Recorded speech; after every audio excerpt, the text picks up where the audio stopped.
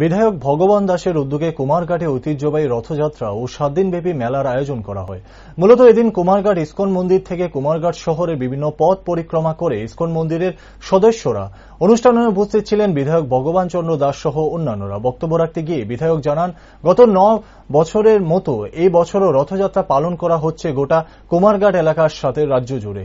ঠিক সেই লক্ষ্যে আজকের প্রাকৃতিক দুর্যোগকে উপেক্ষা করেও এই রথযাত্রাকে উপভোগ করার জন্য যেসব ভক্তরা এবং মায়েরা উপস্থিত রয়েছেন সকলকে ওনার পক্ষ থেকে প্রণাম করা ছাড়া আর কোনো অন্য ভাষা খুঁজে পাচ্ছেন না বিধায়ক। এমনকি এই দিনের এই রথযাত্রায় ভক্ত সমাগম ছিল চোখে পড়ার মতো।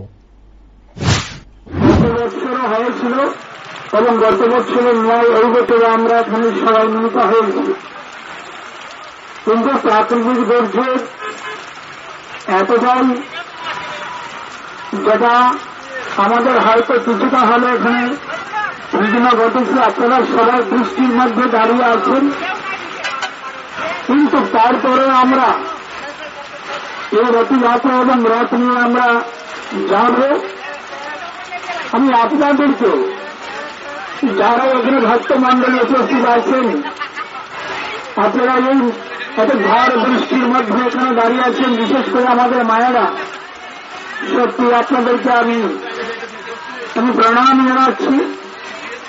এই প্রাকৃতিক দুর্যোগ যা কিছু আমাদের সামনে আসে সত্যই প্রবল ইচ্ছা এবং তার ইচ্ছেই সত্যই মঙ্গলের জন্যই হয়। হয়তো